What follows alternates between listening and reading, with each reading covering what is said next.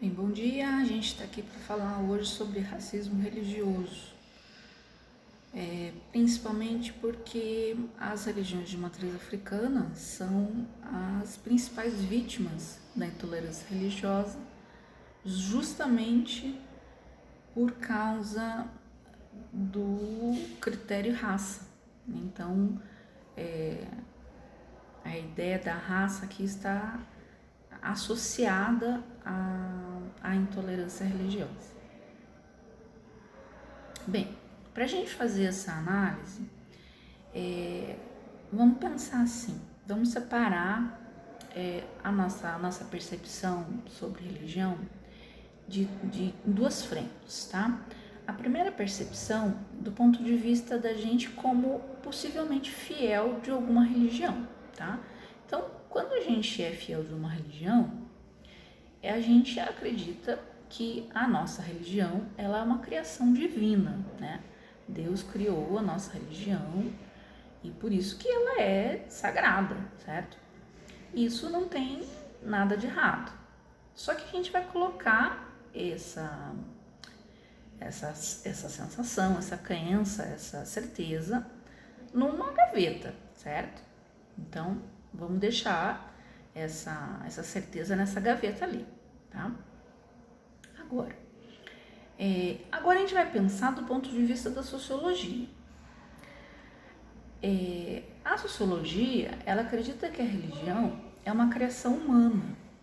Por que ela acredita nisso?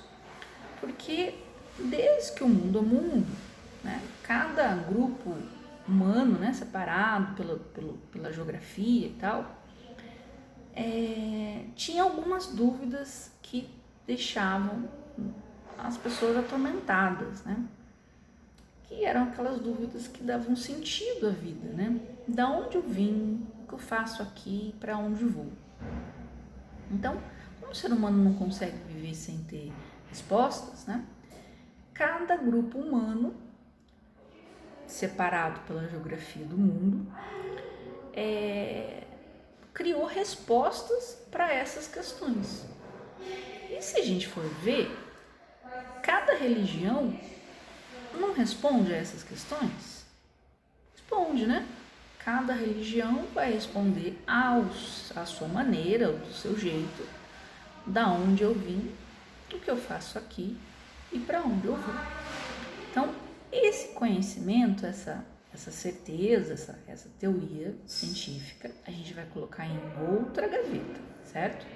Então, a nossa fé está numa gaveta e essa certeza científica está em outra gaveta.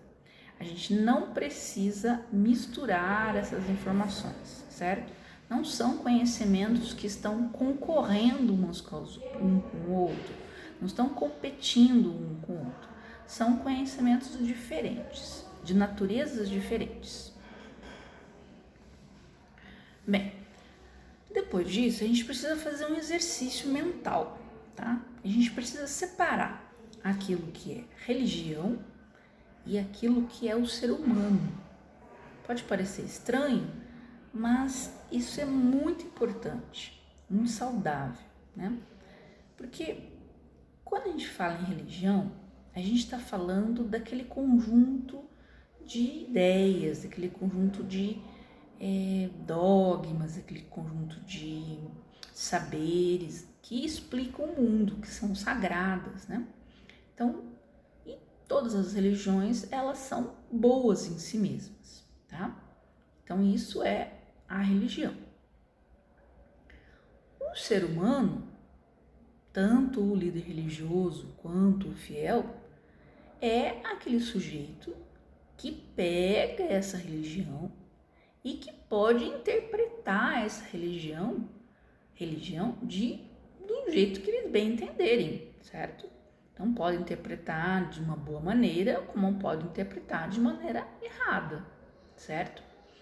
Na história a gente vê muitas vezes como os fiéis ou os líderes religiosos interpretaram as suas religiões de maneiras equivocadas. Então vamos pensar na Inquisição, né? A Igreja Católica, né? Ou vamos pensar melhor, na igreja não, vamos pensar na religião católica. Será que a religião católica, pensando como um conjunto de ideias sagradas que explicam o mundo e tal, estava de acordo com a morte de mulheres na fogueira acusadas como bruxas? Não, com certeza não. A religião católica nunca esteve de acordo. Quem que estava de acordo? Eram as pessoas, eram os líderes religiosos que estavam interpretando de maneira errada a sua religião. Assim como, por isso que a gente precisa separar, né? Uma coisa é a religião, outra coisa é o ser humano. Porque senão a gente acaba julgando a religião pela ação do ser humano, compreende? Porque se a gente fizesse isso, ninguém mais seria católico, né? Tá? O catolicismo é aquilo que foi feito na Inquisição, e não é essa a verdade. Aquilo lá foi obra das pessoas e não da religião. Da mesma forma, a gente pode pensar no exemplo do terrorismo, né?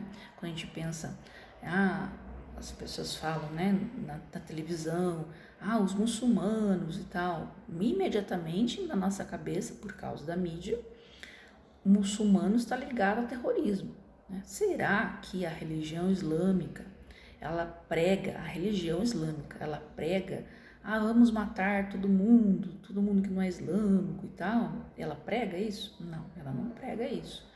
Mas as pessoas, alguns líderes religiosos acreditam nisso e usam a religião como pretexto para fazer isso? Sim. Então, uma coisa é a religião, outra coisa é o ser humano.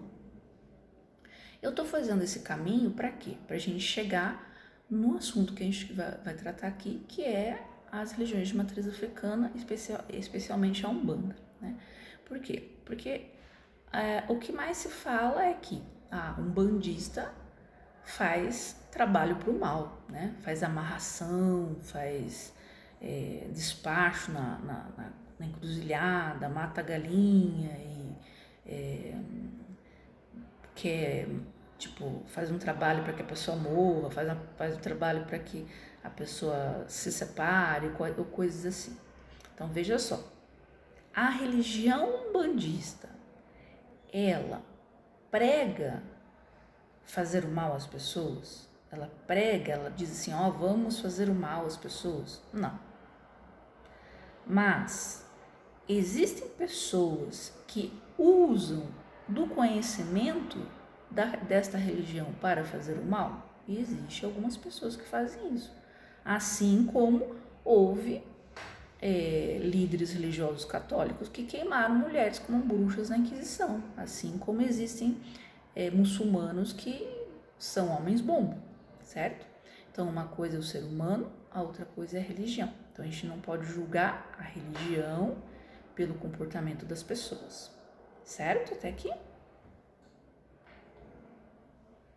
Bem, então a Umbanda, ela é uma religião muito sincrética. O que significa? Significa que ela é uma religião misturada. Ela é fruto de uma mistura, de um pouquinho de várias religiões.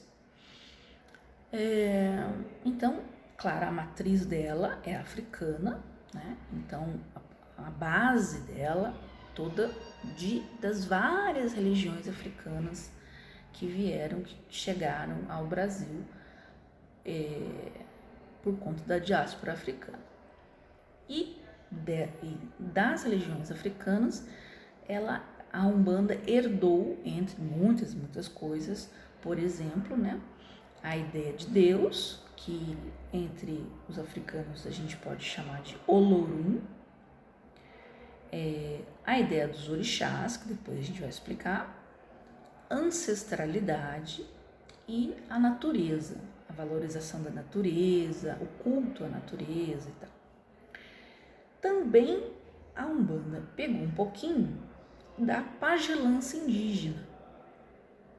Então, toda a manifestação religiosa dos povos originários brasileiros foi também cooptada aqui pela religião da Umbanda. Então, a prática da defumação, do banho de ervas, das beberagens, das práticas que os povos originários faziam, uma parte deles, né, porque são várias tribos, também vários povos, e, portanto, várias religiões, né, mas uma parte disso tudo também foi acoplado aqui na religião da Umbanda. Além disso, também foi pego, né, parte das crenças do catolicismo. Qual parte principal? A principal parte é o cristianismo. Então, a Umbanda é cristã, acredita em Jesus Cristo e seus princípios morais, né? Então, também pegou um pedacinho do catolicismo. Também pegou um pedacinho do espiritismo francês. Eu chamei aqui de espiritismo francês, não existe outro espiritismo, né? Mas enfim, chamei ele aqui de espiritismo francês, para a gente tá querendo dizer que é o espiritismo de Kardec mesmo, né? E é esse espiritismo que vai trazer como aqui exemplos, né, de coisas que a Umbanda pega do espiritismo, conceitos como reencarnação, mediunidade e evolução espiritual. E também a Umbanda também pega algumas coisas das religiões orientais de modo geral, budismo, hinduísmo e tal. Então pega, por exemplo, ideias como karma, como chakras, né? Então o karma, aquela coisa assim que você tem que tá devendo alguma coisa de uma outra encarnação, daí você tem que pagar aquilo, né? Ou chakras, que são as partes assim energéticas que você tem no corpo, que você tem que estar com elas estabilizadas para você ter uma vida saudável e tal. Então tudo isso é oriental e a Umbanda também pega para si.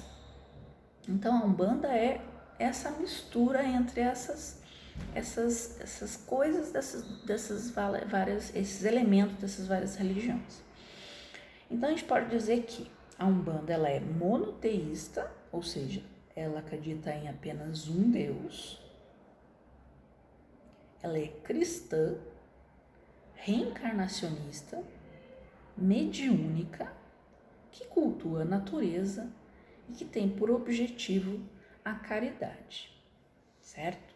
Então vamos para frente. Bem, uma coisa muito importante, muita gente até erra sem saber, é que em África, a África pré-colonial, a África não era politeísta, ela sempre foi monoteísta. Então tinha um Deus único, eles acreditavam em um Deus único, era Olorum, ou em outros lugares chamavam de outros nomes, né? Então, por exemplo, podia ser Zambi, mas ainda assim era apenas um Deus único. Mas como Deus é algo assim muito complexo, né, de se entender, né, toda a sabedoria, toda a perfeição, toda a justiça e tal, né, é um negócio complexo, né? Então, os africanos, de maneira geral, eles decidiram dividir didaticamente os atributos, as qualidades de Deus em algumas partes, dividir essas qualidades para que eles pudessem entender melhor e se relacionar melhor com esse Deus, né? Com Deus, com o sagrado, né? Para facilitar então a compreensão e o contato com o sagrado, se dividiu as qualidades de Deus, mas ainda assim se acreditava em Deus único, entende? Era só uma divisão didática. Se compreendia ainda assim Deus como único. Na África pré-colonial existia mais de 130 orixás, tá? Mas com a diáspora africana, com a chegada dos africanos no Brasil como escravizados, foi diminuindo o número de orixás. Nós temos, em vários lugares tem 16, tem uns 32 e tal, mas os mais famosos a gente tem aqui. Então a gente tem Exu, Oxalá, Oxóssi, Iemanjá, Xangô, Ogum, Oxum e Iansã. Então cada orixá é uma qualidade, um atributo de Deus. Tudo isso é Deus, certo? Então Exu é o Deus comunicador, Deus que se comunica. Quando se comunica, Deus é Exu. Quando Deus quer mostrar a gente, né, para nós, a fé, como se ter fé, como é bom ter fé, ele é Oxalá. Quando Deus, né, quando o Olorum quer mostrar a sabedoria, quando ele quer dizer coisas sábias e tal, ele é Oxóssi. Quando ele quer mostrar um amor de uma mãe perfeita, ele é Iemanjá. Quando ele quer se mostrar justo, né, a justiça de Deus mesmo, então ele é Xangô. Determinação, Ogum. O amor acolhedor, a diplomacia, ele é Oxum. Então todos os orixás são Olorum, são Deus. Então todos eles são qualidades de Deus, não são vários deuses, certo? Os orixás não são deuses. É errada essa comparação que se faz entre orixás e deuses gregos e romanos, por exemplo, tá? Bem, no Brasil chegaram, claro, uma porção de povos africanos, claro que sim, mas houve aqui dois grandes conjuntos de povos mais importantes: os bantus e os iorubás. Os bantus chegaram primeiro, são os mais antigos aqui no Brasil, né? E eles tinham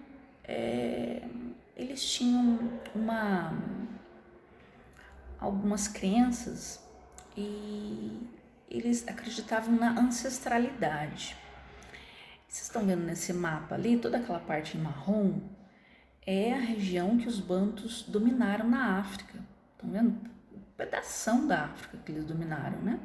Só que eles dominaram todo esse pedaço na África e não necessariamente à base da arma.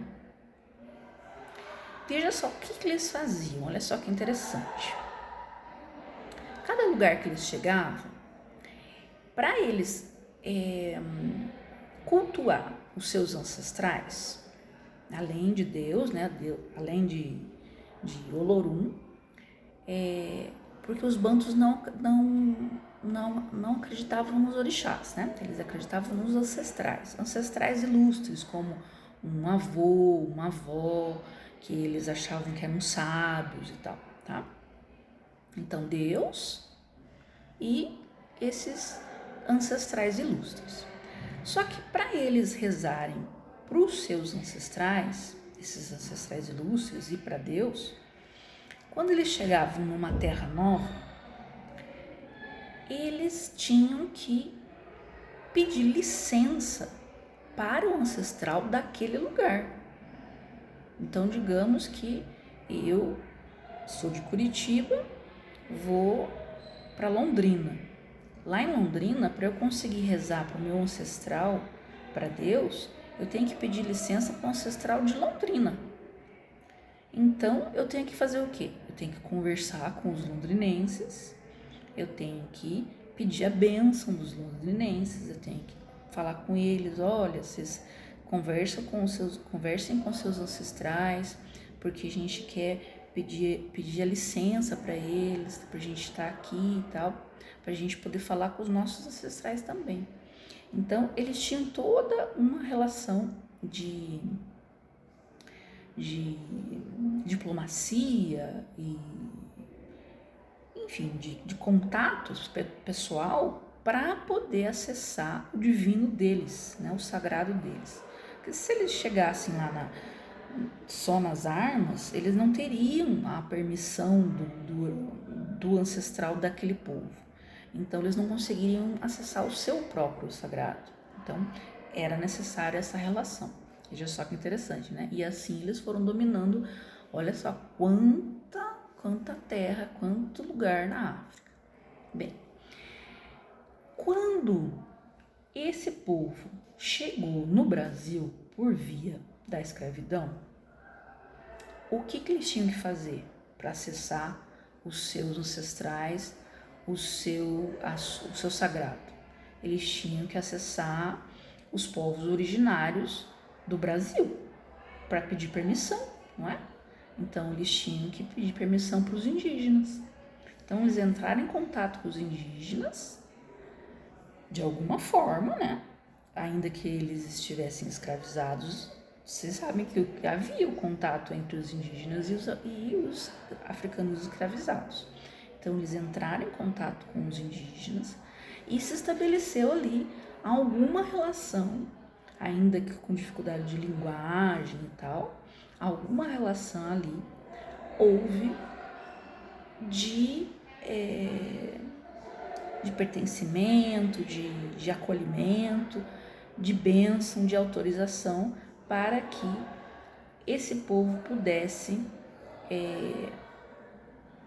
cultuar os seus próprios ancestrais, também cultuando os ancestrais dos próprios indígenas.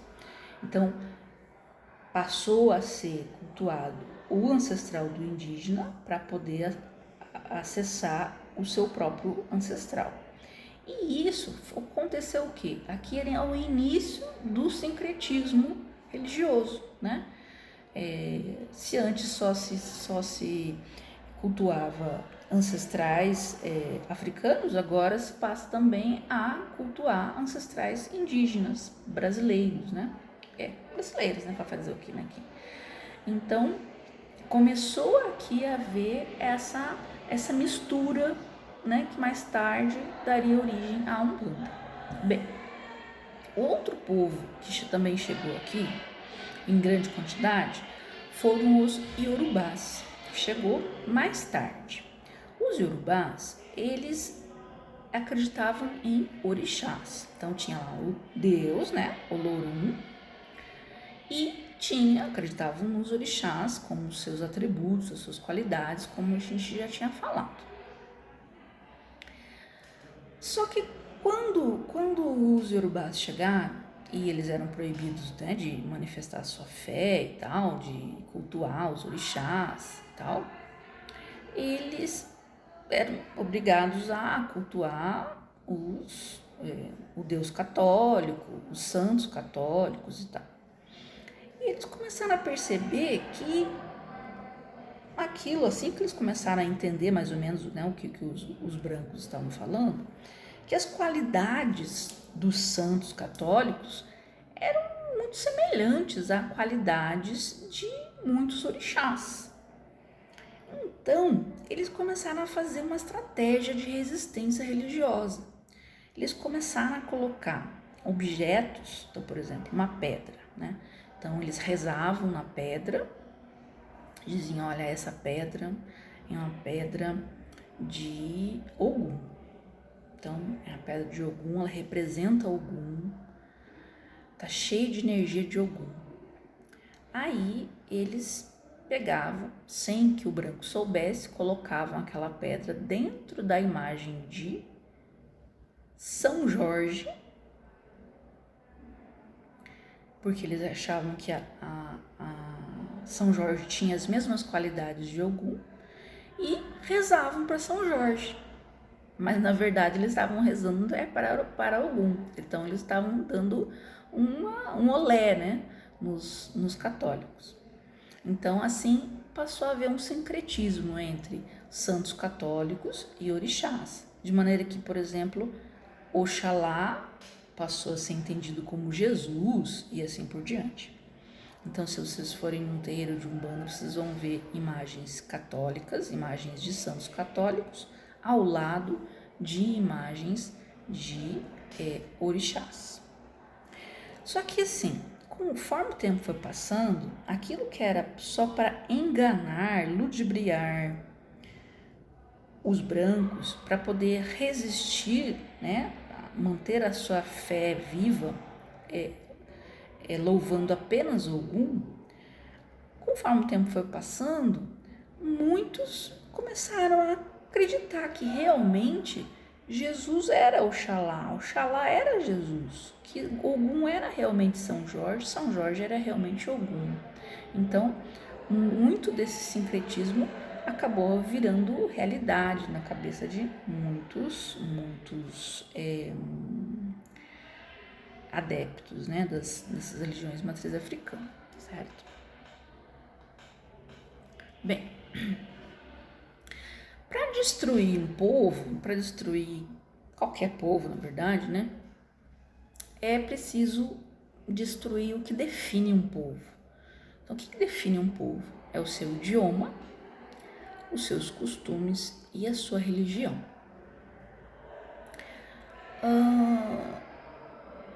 O idioma,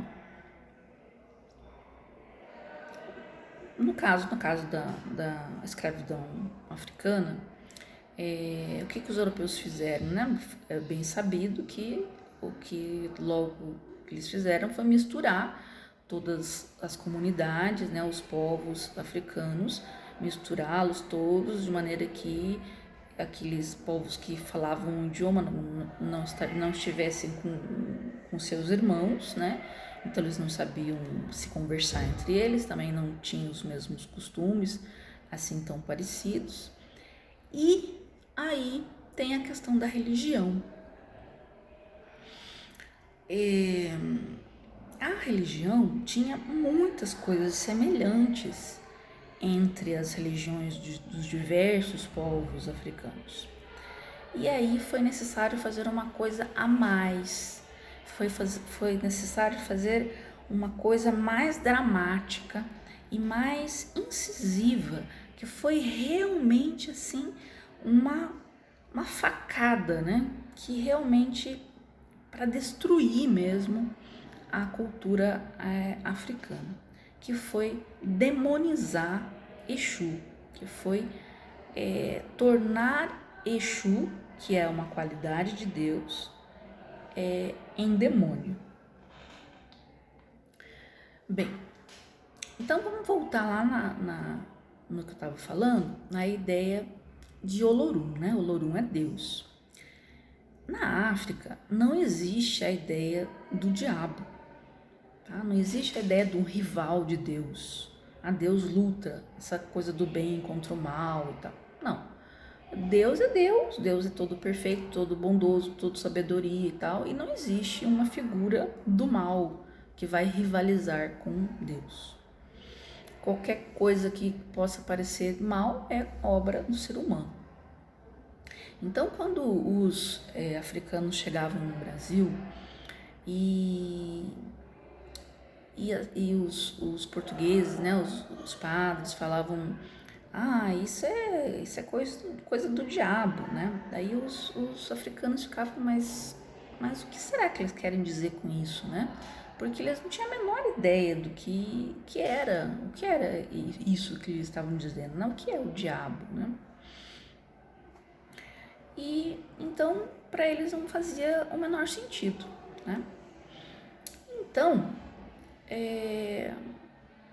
se diz, né, dentro das religiões de matriz africana, que sem Exu não se faz nada. Por quê? Porque Exu é o orixá que representa a comunicação divina, certo?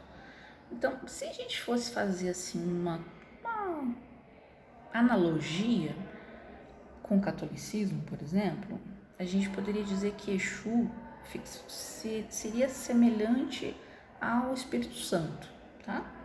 Então ele faz essa comunicação entre o sagrado e o profano, né? Então, para que as pessoas todas, né, todos os homens e mulheres possam rezar para todos os orixás, para Deus, é preciso antes rezar para Exu, pedir licença para Exu. Por isso que sem Exu não se faz nada. Então se reza para Exu, pede licença, né? Laruê, Exu, Exu Mojubá, pede licença e aí reza para Oxum, para Iemanjá, para Olorum e tal. E os padres, então, eles descobriram isso. Eles descobriram que quase todos os africanos faziam essa mesma prática. Antes de rezar, eles rezavam para Exu. Então parecia que aquilo era o que tinha de comum a quase todos, né?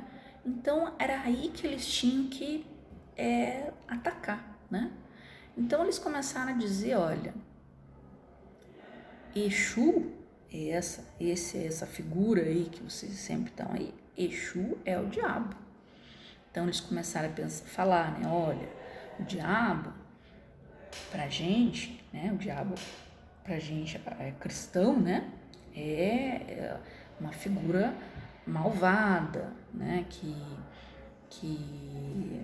maltrata, castiga aqueles que são violentos, aqueles que matam, aqueles que roubam, aqueles que mentem, né? E aí os africanos ficaram pensando assim, mas peraí, então o diabo é aquele que vai lá e pune aquele que faz o mal. Então, esse discurso pareceu para os africanos algo que não era realmente mal, não é? Porque ele está punindo aquele que faz o mal, né? Então, tudo bem, Exu ser o diabo. Vocês estão compreendendo a minha lógica? Então, a ideia, num primeiro momento, não pareceu ruim aqui.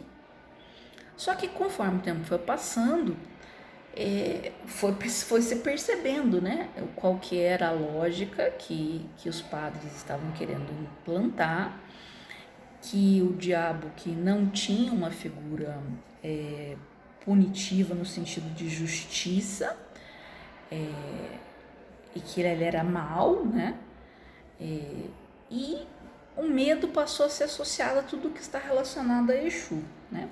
Assim como então a Igreja Católica transformou o tridente de Poseidon em algo demoníaco, transformou o tridente de Exu em algo também demoníaco.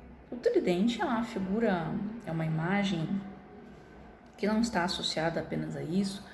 O tridente é a imagem, é o símbolo da psicologia também, por exemplo, está associada a muitas outras coisas, mas ela é cooptada, né, pela Igreja Católica e é transformada no diabo, né? Então Exu passa a ser relacionado ao diabo. Veja só, olha só que interessante. Então os brancos criaram essa ideia e eles mesmos passam a acreditar nisso, né? Não, realmente Exu é o diabo. E eles passam a ter medo disso. E os escravizados passam a perceber que os brancos, seus donos, né, entre aspas, têm medo de Exu, porque eles acham que isso é o diabo. Ora, isso não passa a ser uma arma, entre aspas? Então os escravizados começam a meio que usar isso como uma ferramenta, né?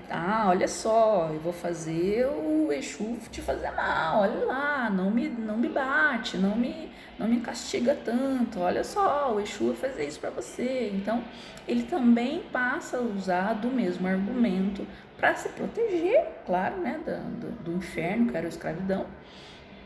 Mas todo esse discurso dos padres deturpou totalmente a ideia da religião, né, que é a ideia de Exu como um orixá comunicador. Como Deus mesmo, né? Deus que se comunica. Bem, aí nós temos a Umbanda. A Umbanda, ela, além de misturar religiões de matriz africana, catolicismo, espiritismo, tal coisa, ela também mistura crenças africanas diferentes. Então, ela mistura, por exemplo, crenças iorubás e crenças banto. Então, dos iorubás, ela herda a crença dos orixás. Então, ela pega toda a parte lá de Oxalá, Oxóssi, tal coisa, né? E também dos bantos, pensando na questão da ancestralidade, né? Quem são os ancestrais? Aqueles que são mais velhos, né? Então, primeiro os ancestrais